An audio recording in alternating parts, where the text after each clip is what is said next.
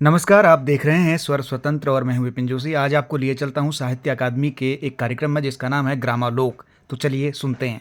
या शारदे यो घड़ी में छू परीक्षा छाया तेरी चैत्र। यहाँ हिंदी परामर्श मंडल के साहित्य अकादमी के सदस्य के नाते और साहित्य अकादमी के कार्यकारिणी के सदस्य के नाते मैं देव सिंह पोखरिया आप सब लोगों से मुखातिब हूँ, आपको संबोधित कर रहा हूँ। इस कार्यक्रम का पूरा श्रेय डॉक्टर हेमचंद दुबे जी और उनके सहयोगियों को जाता है। चूँकि ग्रामालोक कार्यक्रम का जब शुभारंभ होने को था तो साहित्य अकादमी के करीब वर्ष भर में 50 से ज़्यादा तरह के कार्यक्रम होते हैं। तो एक कार्यक्रम हमने बहुत पहले इसको प्रस्ताव के रूप में भेजा था कि गाँव में आप शहरों में तो सब कर लेते हो, केंद्र में भी कर लेते हो, राजधानियों में कर लेते हो, लेकिन गांव में ये कार्यक्रम हो नहीं पाते। तो इस तरह के सुझाव गए उनको। तो ग्रामीण क्षेत्रों में भी हमारी उतनी ही प्रतिभाएं हैं, साहित्य के और रचनाकर्मी लोग हैं, कलाकार लोग हैं जितने कि शहर में हैं और गांव से ही आते भी। और ये आवश्यक नहीं कि जिनको पुरस्कार मिल रहा है या जो बहुत बड़े बड़े क्षेत्रों में जिनके नाम गिने जाते हैं, उनसे भी बड़े लोग ग्रामीण क्षेत्रों में विद्यमान हैं। उनसे ज़्यादा अच्छे रचनाकार हैं, ज़्यादा लिखने वाले हैं, ज़्यादा उनकी मान्यता है। तो इन सब को मद्देनज़र रखते हुए साहित्य अकादमी ने ग्रामालोक कार्यक्रम प्रारंभ किया है और ये हमारा पहला प्रयास है। केंद्रीय साहित्य अकादमी है जो लंबे समय से 50-60 सालों से इस पे काम कर रही है। तो ये 24 भाषाओं में काम करती है। 22 भाषाएं तो हमारे जो संविधान के 8वें अनुसूची है उसके अंदर जो कार्यक्रम है। साहित्य अकादमी हमारे पूरे देश में और विदेशों में भी 50 से अधिक इसके कार्यक्रम के रूप हैं अलग अलग, उनमें से एक ग्रामालोक है। तो ये ग्रामालोक में साहित्य अकादमी की ये भावना सामने आती है कि साहित्य ग्राम तक, केवल शहरों तक, नगरों तक, कस्बों तक या राजधानी तक साहित्य सीमित न रहे, बल्कि गांव में जो प्रतिभा संपन्न लोग हैं और गांव में बड़े साहित्यकार भी हैं। ऐसा नहीं है कि साहित्यकार केवल शहर में ही रहता है या किसी कस्बे में ही रहता है। बड़ा साहित्यकार कहीं भी हो सकता है। ग्रामीण क्षेत्र का जो अनुभव है वो बहुत गहरा अनुभव होता है और जो गांव से शहर को जाता है तो इसलिए शहर गांव, तो ये एक इन दोनों को जोड़ने का एक जो सेतु है, इस सेतु ग्रामालोक कार्यक्रम आयोजित हो रहे हैं और भारत के अन्य क्षेत्रों में भी। ये केवल उत्तराखंड ही नहीं, उत्तराखंड में ये पहला कार्यक्रम है और ये पहला ग्राम है जहां डॉक्टर हेमचंद दुबे जी ने हमें सहयोग किया। हम उनके घर के बिल्कुल ठीक सामने हैं और इस पूरी कत्यूर घाटी के जितने भी साहित्य के प्रति रुचि रखने वाले लोग हैं वो सब एकत्रित हुए हैं और 3 अलग अलग पीढ़ियों के साहित्यकार हमने यहाँ पर चुने।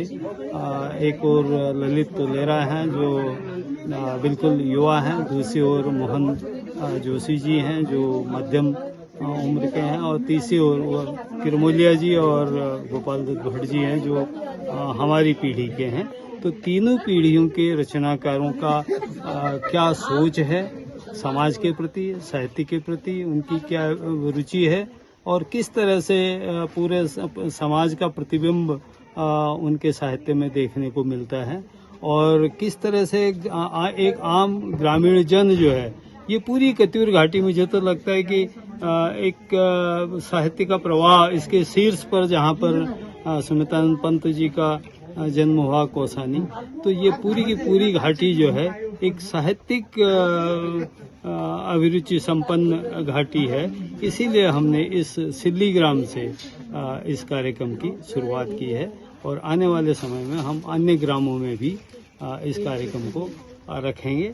मैं पूरे हेमचंद दुबे जी, पूरे उनके परिवारी सदस्य, माता जी, श्रीमती दुबे जी और तमाम अपने जो कवि मित्र इसमें सम्मिलित हो पाए और जो नहीं भी हो पाए, आने वाले समय में उनको कहीं न कहीं कोई न कोई ऐसा मंच जरूर मिलेगा। अगर वो साहित्यिक प्रतिभा संपन्न है तो वो अपना रास्ता अपने आप निकाल लेंगे। मैं आपके इस चैनल का भी धन्यवाद करता हूँ कि आपने इस पूरे कार्यक्रम को कवर किया और इसका प्रचार प्रसार करने में और साहित्यिक अभिरुचि जगाने में आपका बहुत बहुत आभार। धन्यवाद सर। उसके तत्वाधान में आज पहली बार गरुड़ में आदरणीय गुरुजी पोखरिया जी के नेतृत्व में और दुबे जी के मार्गदर्शन में तो हमने कई कार्यशालाओं में अल्मोड़ा में प्रतिभाग किया।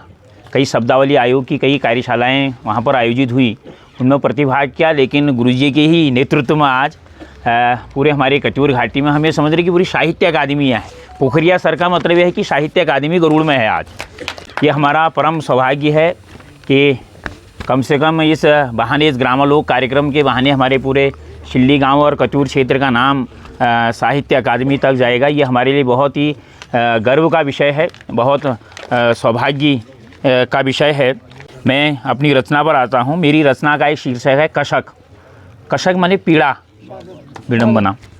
गीत लिखता हूँ गाने सुनाने के लिए, गीत लिखता हूँ गाने सुनाने के लिए, उखड़ी महफिल ज़माने के लिए, उखड़ी महफिल ज़माने के लिए, प्रीत करता हूँ मन सहलाने के लिए, प्रीत करता हूँ मन सहलाने के लिए, उम्र की गुज़र कराने के लिए, उम्र की गुज़र कराने के लिए, दिल दिमाग की हर उपज, दिल दिमाग की हर उपज मैं सरेआम बेचता हूँ भूखे पेट सो जाने वालों के लिए, भूखे पेट सो जाने वालों के लिए। इन पंक्तियों के साथ कि कर्मवीर के आगे पथ का हर पत्थर साधक बनता है, कर्मवीर के आगे पथ का हर पत्थर साधक बनता है।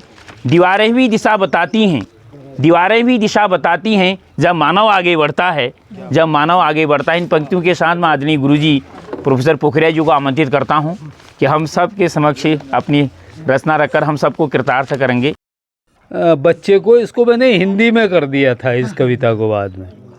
तो इसका संक्षेप में मैं बता दूं कि एक कुत्ता जो है, कुत्ते जैसे प्राणी पर क्या सोचता है आदमी, क्या आदमी का क्या सोच है और कुत्ते का क्या सोच है अपने ऊपर। तो इसको हिंदी में डॉक्टर दुबे जी की कविता थोड़ी लंबी है।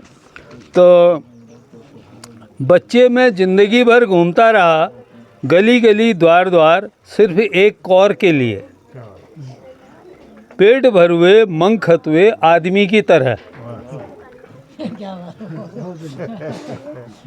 बदले में मिली हड़ की दुत्कार और लाठियाँ, अपशब्द गालियाँ, क्या न भोगा क्या न देखा, एक सूखे हाड़ के खातिर लेता रहा अपने ही मुँह से निकलने वाले नमकीन रक्त का स्वाद।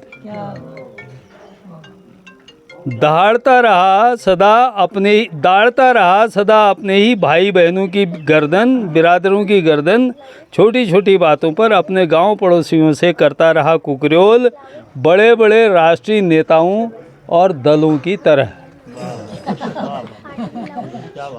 बच्चे तुम अभी छोटे हो, अपने बच्चे को आशीष दे रहा है, सिखा रहा है। बच्चे तुम अभी छोटी हो, मेरी बात सुनना, ध्यान लगा, कान उठा, पूंछ दबा। मैं ज़िंदगी भर फकत रहा, स्वामी का ही भगत रहा, कामगार कुली बेगारों की तरह। नहीं जोड़े मैंने ज़िंदगी में कोठी, बंगले, कार, तिजोरी, जायदाद, मंत्री, नेता, अफसर, पूंजीपति, शोषक, चोर आदि की तरह कुछ भी नहीं है मेरे पास आज, सिर्फ अनुभव की सांसों के अलावा। यही मेरा धन है, यही मेरी पूंजी, अपने वंश की यह थात संभाले रखना तुम बुढ़ापे तक। ये हमारे वंश की थात है, अपने बच्चे को कह रहे हो। मैंने गांधी, मार्क्स, लेनिन के समाजवाद को, डार्विन के विकासवाद को, फ्रायड के यौनवाद को, रदरफोर्ड, हिगल के द्वंद्ववाद को, मैडम क्यूरी के अणुवाद और न्यूटन रामानुज के गणित को बड़ी मुश्किल से संभाल के रखा है। मेरे वंश के वीरों ने इस कुकरवाद को इंसान की नज़र से अब तक, इसलिए मेरे बच्चे गोरे काले का हम में न रंग भेद है न जाति भेद है, जुदा जुदा नहीं है हमारी भाषा बोली। एक ही तरह भौंकते हैं हम, एक ही तरह पूंछ हिलाते हैं हम। हमारा न कोई धर्म है न संप्रदाय। आदमी ने अपनी सुविधा के मुताबिक बांट कर रखा है हमारे कुल को भी, जैसे गली का कुत्ता, गांव का कुत्ता, बेड डॉग, बुल डॉग वगैरह वगैरह। संत महंत पीर का कुत्ता, वो भी कुत्ते पालते हैं। और नंगे टुच्चे चोर का कुत्ता, तो ये भी कुत्ते पालते हैं। हर तरह के लोग कुत्तों को पालते हैं। और इंग्लैंड, फ्रांस, देश विदेश का कुत्ता, इंग्लैंड, फ्रांस, जर्मन शेफर्ड वगैरह वगैरह, इस तरह के भी कुत्ते हैं। लंबी कविता है, उसको छोड़ रहा हूँ मैं।